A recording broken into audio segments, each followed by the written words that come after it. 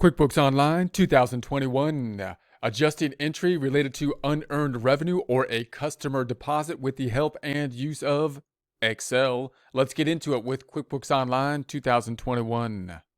Here we are in our Get Great Guitars practice file. We're going to be opening up our reports, including the balance sheet and income statement, by going to the tab up top, right-clicking on it, duplicating it, and then we're going to duplicate the process of duplicating by going to the tab up top, right-clicking on it, and duplicating the tab once again. We'll then go to the reports on the left-hand side. We're going to start off with the good old income statement, the P&L, the profit and loss, range changing up top, ending at the 022821.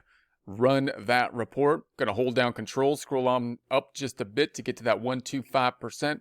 Close up the hamburger, and then go to the tab to the left. This time we're going to go to the reports down below, open up our other report, the favorite report, that being the BS balance sheet report. Going back on up top, ending date, range 022821, tab, run, close up the burger. So now we're talking about the unearned revenue.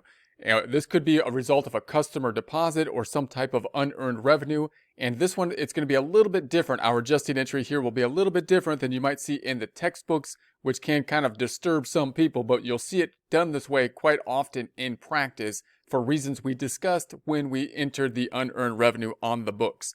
So let's just run down the typical scenario for unearned revenue in a couple different ways by looking at our flowchart. We're going to go to the desktop version to do that. You don't need the desktop version to follow along. We're just looking at the flowchart to consider how unearned revenue comes about and then how we could treat unearned revenue so that we could then talk about how we could do the adjustments at the end of the period, either end of the month or the end of the year.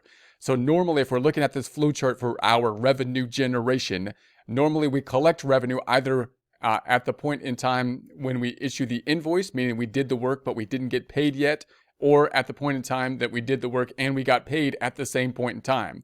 Meaning, usually for most businesses, we do the work either before or at the same point in time that we get paid using either a create invoice or sales receipt if we're going through the QuickBooks system to do so. However, sometimes we have a situation where we get paid before we do any work. And that's where you have the situation of this unearned revenue. It's usually applicable to a certain type of industry. There's some industries where you always get paid before you do the work, such as a newspaper company, magazine company. Computer applications these days are often getting paid for services that they're going to be providing in the future. And in that case, then, again, you got the money before you did the work. In a revenue recognition principle system, then, you shouldn't be recording the revenue until you do the work, because until you do the work, then you either owe the money back or you owe them the work, whatever you've been promised to do at that point in time. So that's kind of the scenario. The classic scenario is like a newspaper, but I think the more current scenario would be computer applications. So they're oftentimes on a service base. So if you're in a service-based computer application and you're in a classical kind of book problem for unearned revenue, what would happen is every time you collect money from a customer, you would put it into your debit cash or increase cash. The other side shouldn't go to revenue because you haven't yet earned it yet because you didn't provide the computer service yet. You promised them a year worth of service. So you're going to put it into a liability called unearned revenue. And then at the end of each month, you would then need to determine how much of the work that you have done, how much of their subscription have you provided the software for them, and thereby determine how much revenue you had earned.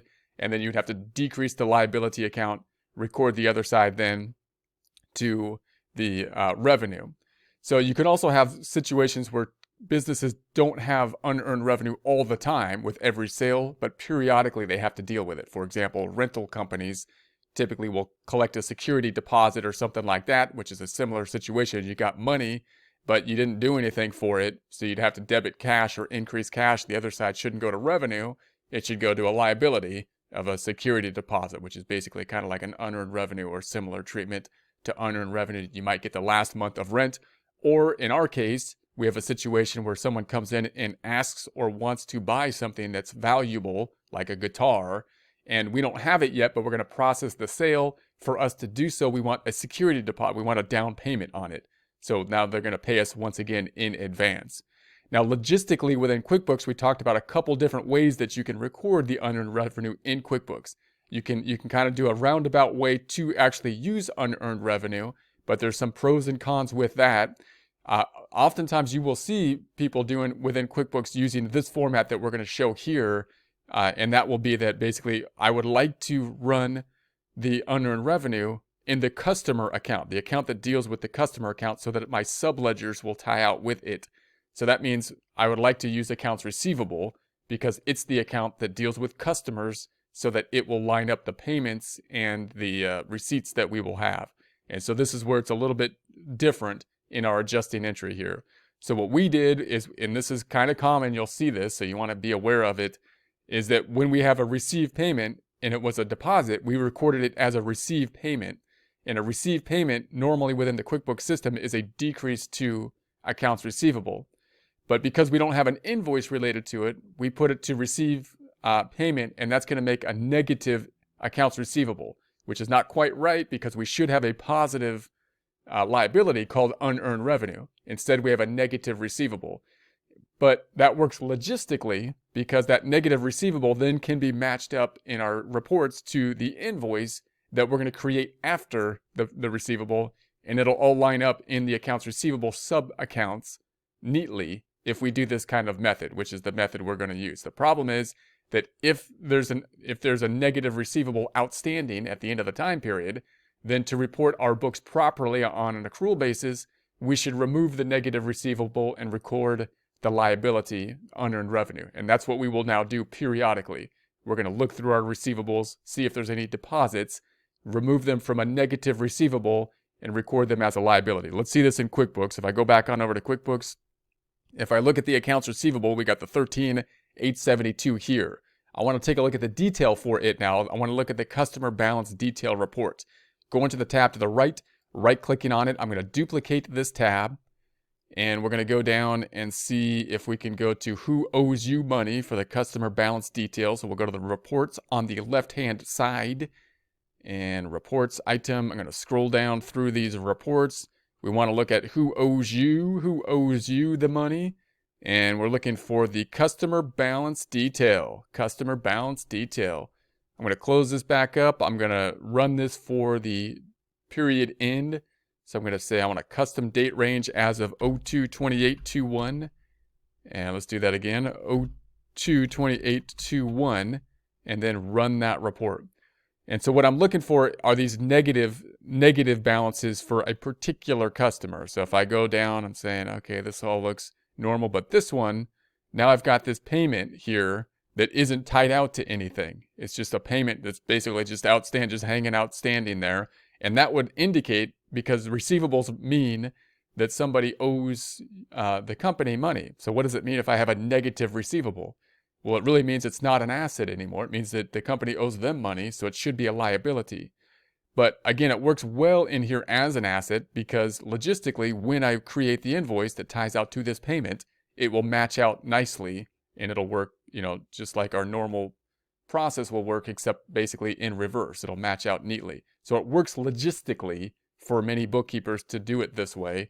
But if I want to report my financials correctly on an accrual basis, I need to take this accounts receivable and add it back and then record the liability. So I'll just do that periodically.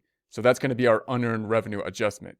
Instead of us determining the revenue that we have earned and then recording the revenue we have earned under this method, what we're going to do here is we're going to look for the negative receivables and then determine whether or not, and then create a liability for them as opposed to a negative receivable. We might have both things. You might have a situation where you have both things involved. You have a negative receivable. You have to determine how much of it has been earned and create a liability as opposed to a negative receivable. But so in any case, what we're going to do then is take this negative receivable here and make it a liability instead of a negative receivable. So let's do that in QuickBooks in Excel first, and then we will do it in QuickBooks. So in Excel, we're gonna just say, okay, now accounts receivable has a negative amount in it. I got to add it back basically. So I'm going to say, all right, this is going to be AJE8, and so I'm going to add it back to the receivable. So I'm going to debit the receivable. The journal entry should be fairly straightforward. We'll just say adding back to the receivable, and then the other side is just going to go to a liability account we're going to call unearned revenue. So there it is right there, unearned revenue. So we'll pick up unearned revenue. If they didn't have unearned revenue set up, then you'd have to add an account, called unearned revenue here. And the amount I'm just going to pick up from our statement, that's going to be the $300. So $300, that's the debit and the credit. So pretty straightforward journal entry. Once we know what it is, you might want to put a note for this one, because this is one that will confuse people that haven't worked with unearned revenue before. So we'd say new comment. We should put a note on all of them, probably. I want a note, not just a comment. We need a new note, and this is going to be to record customer deposit as a liability rather than a negative asset. So something like that. And then you might want to put, this is for string customer is string music, I think it was. So then you might put the customer name here on it. Could be helpful. So it was for string music, I think, yeah. So we'll have that. And then if we record this out, then I'm going to go back up top. There's something in accounts receivable already. So I'm going to double click on it because I have this other transaction in it. I'm going to add a new one to the end of it, plus, and then we're going to be picking up this debit right there, the 300. So that's now up to that 14,140,172. And then the other side is going to go to unearned revenue. So I'm going to say this equals the unearned revenue. It's going up in the credit direction because it is a liability account. So if the two accounts affected are unearned revenue and the accounts receivable, we did not do anything to the income statement. So in that sense, it's not like a classical adjusting entry. Most adjusting entries have a balance sheet and income statement account. And again, most of the time in a book problem, you would be looking at this unearned revenue and then determining how much of that revenue had been earned and then recording it down here. In our situation, we don't have that problem. We know it hasn't been earned. It was just put up top as a negative receivable instead of as a liability down here, and therefore it's just a recategorization problem instead of an issue of determining how much of the revenue had been earned kind of problem. So we're back in balance on down below, so that looks good. No effect, no change on then the net income.